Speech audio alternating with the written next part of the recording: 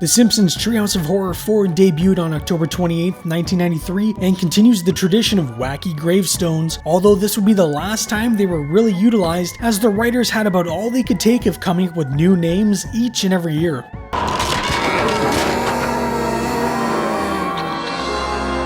The wraparound segment this year has Bart as a Rod Serling parody host who introduces us to each segment through various paintings.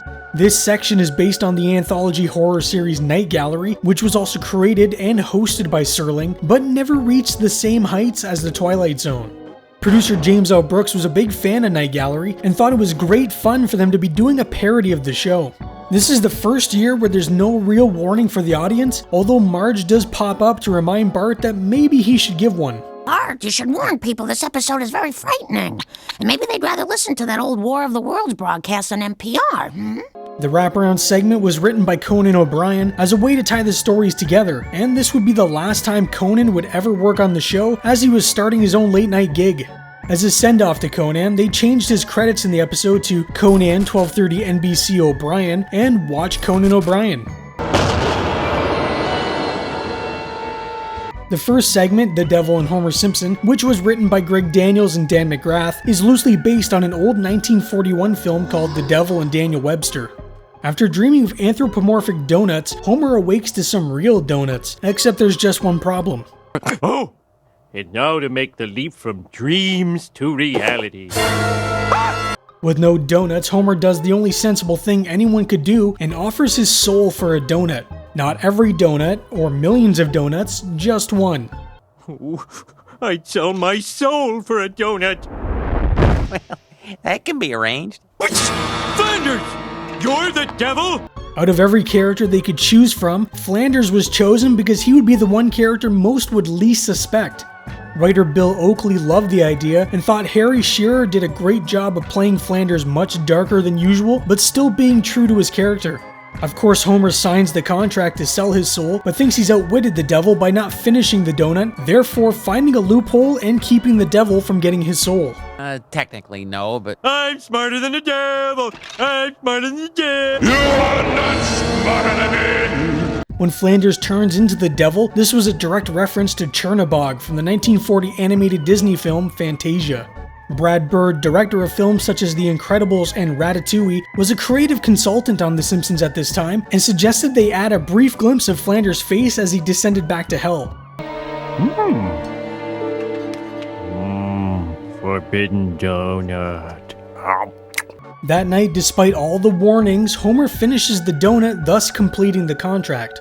Before he can be dragged to hell, Lisa brings up that her father deserves the right to a fair trial. But why, I don't know. He did complete his end of the contract, so he should be on his way to hell by now. Despite all this, Homer will get his trial, but will first spend a day in hell.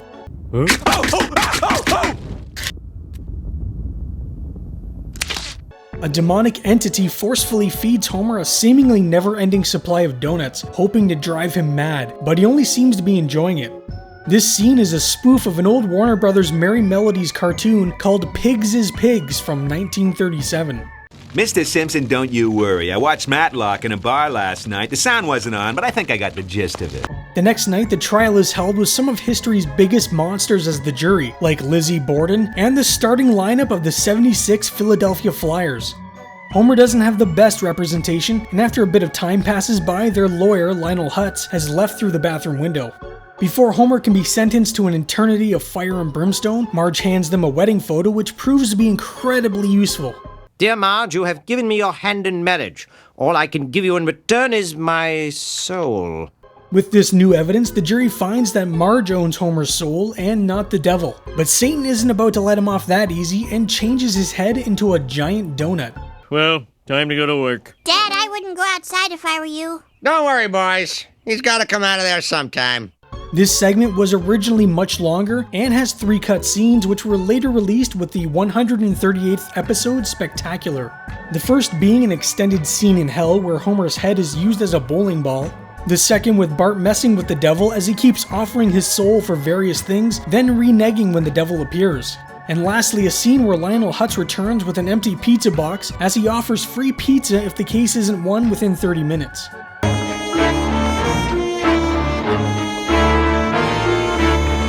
The The next segment, Terror at 5.5 Feet, which was written by Bill Oakley and Josh Weinstein, is a parody of the Twilight Zone episode Nightmare at 20,000 Feet. This segment begins as Bart has a nightmare or premonition of his death. I just had a vision of my own horrible fiery death. The kids on the school bus openly mock him as Lisa asks they be extra nice because he's a bit upset from his nightmare. Martin is thankful of this distraction because it takes attention away from his Wang Computer shirt, which was an actual company. They offered to send the writers and producers shirts for including their company name in the show, but by the time it came out, they were already out of business.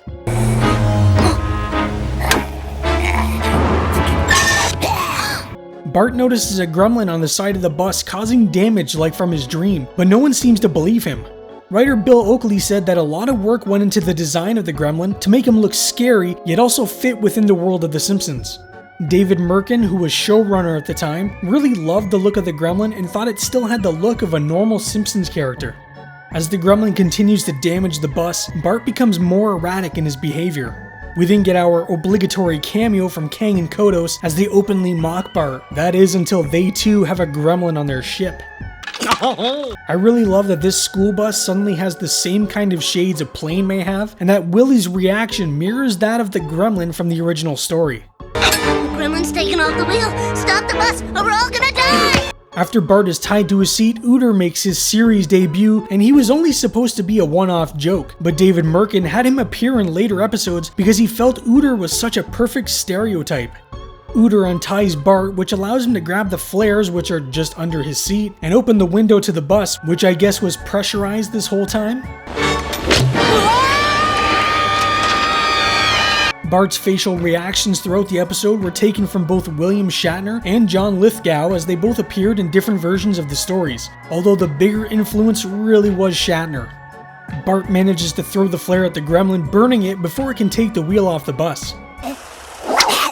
Oh, isn't that cute? He's trying to claw my eyes out. Despite being right about the whole thing, Bart gets locked up in a mental hospital for the remainder of his life.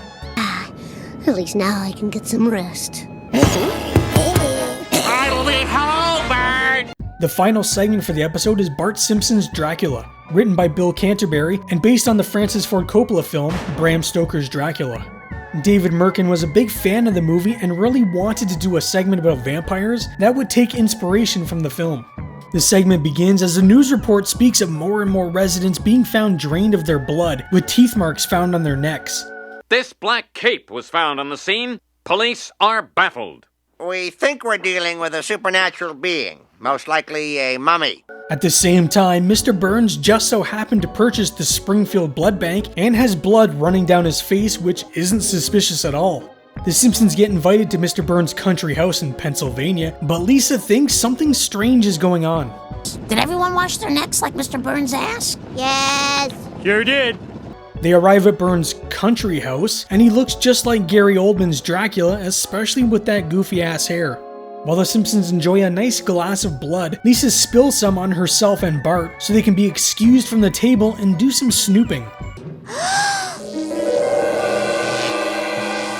In the basement, they find coffins and a book that proves Mr. Burns is a vampire. As Lisa goes through it, vampires come out of their coffins as Bart does his best Three Stooges impressions. The two kids make a run for it, although Bart falls for the oldest trick in the book, the super fun happy slide.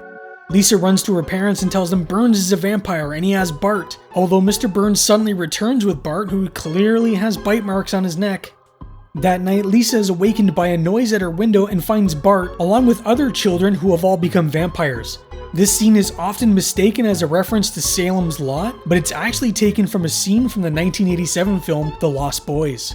So now we've gone from Coppola to The Lost Boys, obviously. The Lost Boys, yeah. Right. Bart bursts through the window, but before he can bite Lisa, Homer comes in the room and discovers Bart is in fact a vampire.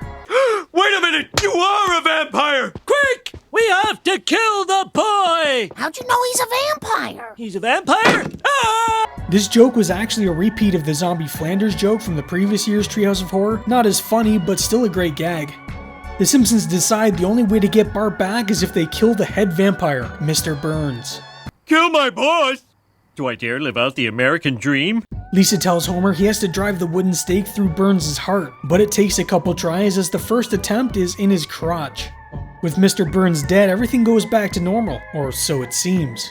The true head vampire turns out to actually be Marge, and everyone else but Lisa seems to be one as well. Happy Halloween, everybody! The ending was a last-minute thing. They couldn't figure out how to end the episode, and it was getting late, and the writers wanted to go home. So David Merkin, a big Peanuts fan, suggested an ending that would parody A Charlie Brown Christmas. The closing theme of the show was a mashup of the Munsters and the Addams Family.